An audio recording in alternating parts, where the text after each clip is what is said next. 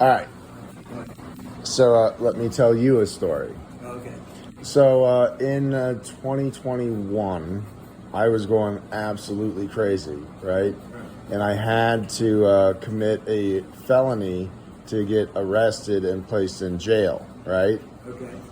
So I was contemplating threatening Judge Collier, right?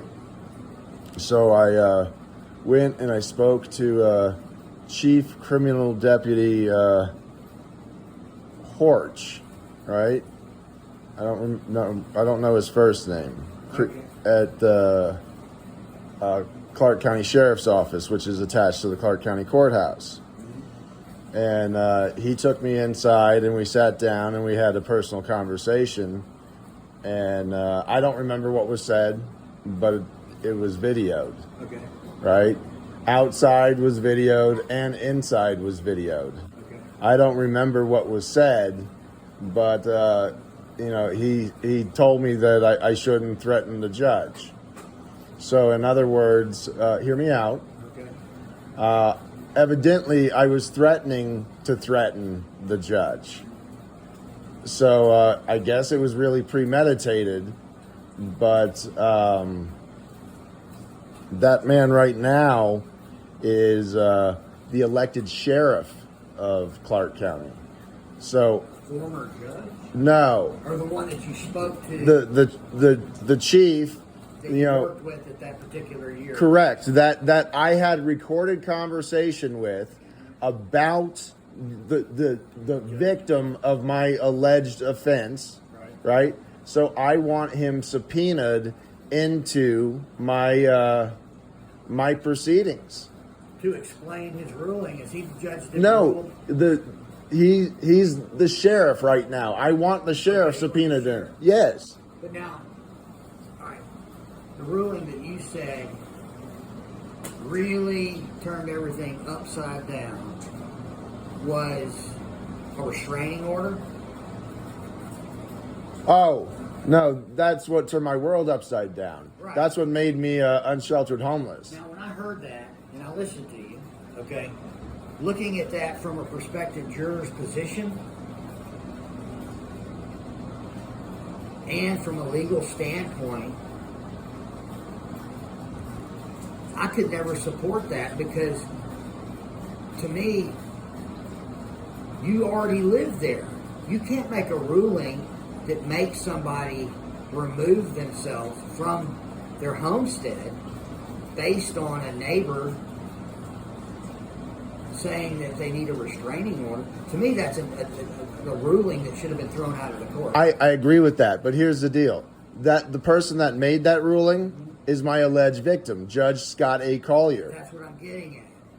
So I think he personally should have to explain, and the only person that could get him to explain something like that would be an attorney general. To go, well, no. The law doesn't even support. No. The ruling that you made. He is my victim, and I'm accused of committing a crime against him. Listen to me.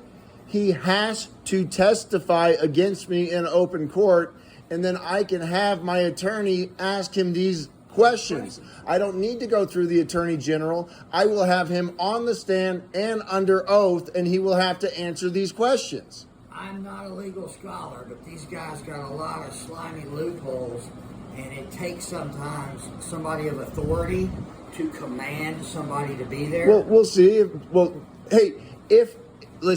If he does not show up to testify against me again, how the fuck can the prosecutor justify this extraditable warrant and me being incarcerated for 42 days if the judge didn't want to testify against me? That judge has to want to testify. He was so scared that he wants to testify against me again. Well, I think he should have to.